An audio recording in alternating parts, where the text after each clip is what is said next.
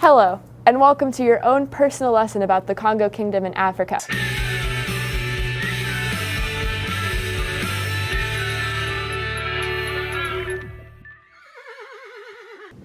Oh, but Miss Browning, isn't that a type of drum they use in Dr. Markley's class? Oh, young me, you're thinking of Congo drums, which have no correlation to what we are about to discuss. Starting in the 1390s, the Congo Kingdom, located in present-day Angola, started as a kingdom with loose government and spread out communities. As the kingdom began to expand, Congo began to consolidate the provinces they conquered. Their most powerful provinces were Soyo and Mbada, but their other provinces included Sundi, Mpangu, Mbaba, and Mpemba. Their capital, Mbaza Congo, was Dets, so their king, or Manikongo, so they could centralize their state.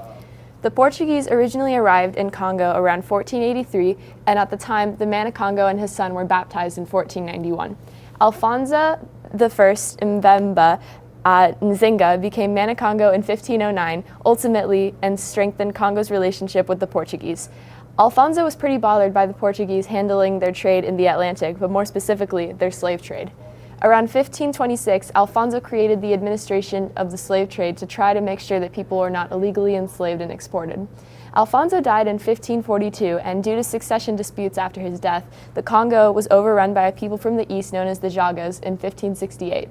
Alvaro Nimi Alukeni, who would become Manikongo in 1568, reclaimed Congo, but he could only do it with the aid of the Portuguese. In exchange for helping them, Alvaro let the Portuguese settle on Congo territory called Luanda, which would later become Angola. Let's head over to the thought bubble and learn about slavery during this time. Thought bubble? After 1590, several civil wars and rebellions weakened the king's authority and caused an increasing amount of Congolese subjects to be enslaved.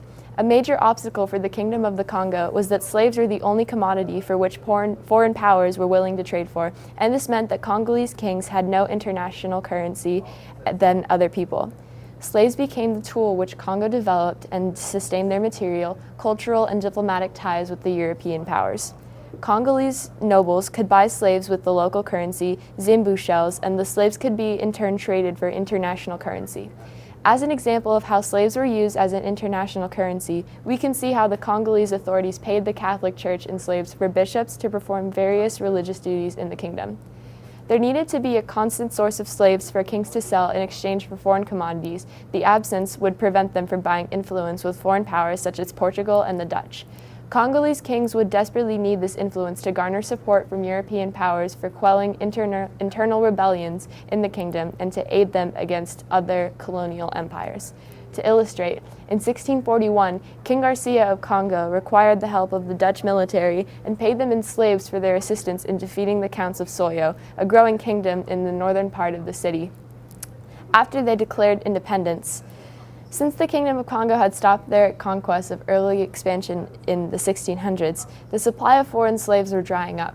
Rebellions like the Soyo Rebellion became the kingdom's new way of supplying slaves. During the mid-1600s, it became common practice for freeborn Congos to become slaves through a variety of infractions, such as disrespecting nobles, stealing from gardens, rebelling against central authorities, and disciplining serious nobles. In fact, if several villagers were deemed guilty of a crime, the entire village was sometimes enslaved. The chaos and internal conflict of the late 1600s and 1700s would mean the end of the king's protection of his subjects from slavery. In this period, every Congolese person was in danger of being enslaved, and this caused for further instability within the kingdom. During this period of internal conflict, a large amount of captives of war, refugees, and conquered peoples were captured by British, Portuguese, and Dutch slave traders and were shipped across the Atlantic. Because of Congo's sudden need for slave trade to remain in contact with other countries they traded with, the amount of people in Congo quickly declined. Civil wars between the Kimpanzu and Kinlaza, two rival groups that had formed earlier in Congo's history, erupted in the 17th century, causing hundreds of Congolese people to be shipped out for slave trade. Pedro VI Agua Rosada Nsamu Amemba of Kimbagu created an agreement that rotated kingship among the groups fighting with each other. During these negotiations, the capital of Mbaza Congo was overrun by the Antonians, led by Beatriz Kimpa Vita. Pedro tried and executed Beatriz as a heretic and reoccupied the capital and restored the kingdom in 1709. During the 18th century, the system worked well, but Portugal eventually overtook the Congo in the early 20th century, the Congo Kingdom was completely integrated into Angola.